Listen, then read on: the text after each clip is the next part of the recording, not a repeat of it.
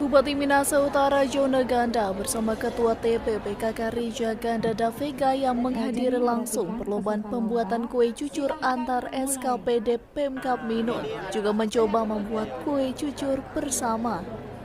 Goreng kue cucur khas Minahasa Utara, Bupati Minahasa Utara bersama sang istri terlihat semakin harmonis. Ketua TPPKK yang mencicipi kue cucur dari 30 peserta menjelaskan hanya 5 yang dirasanya enak. Dari berbagai adonan kue cucur, istri Bupati Minahasa Utara ini hanya menyukai kue cucur yang rasanya mengandung kayu manis. Paling dominan, yang paling enak itu hanya liver. Itu tadi ya? Menurut saya ya. Ada yang berbeda-beda, ada yang pakai bawang merah, pakai daun bawang, ada yang pakai kayu manis, ada yang sama sekali nggak pakai. Jadi orang berbeda-beda ya. Kalau saya sih sukanya yang pakai kayu manis.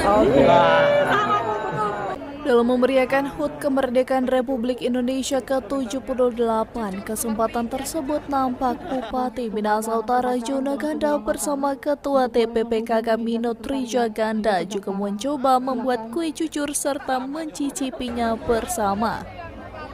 Dari Minahasa Utara, Brian Umbo melaporkan untuk Kawan Loa TV.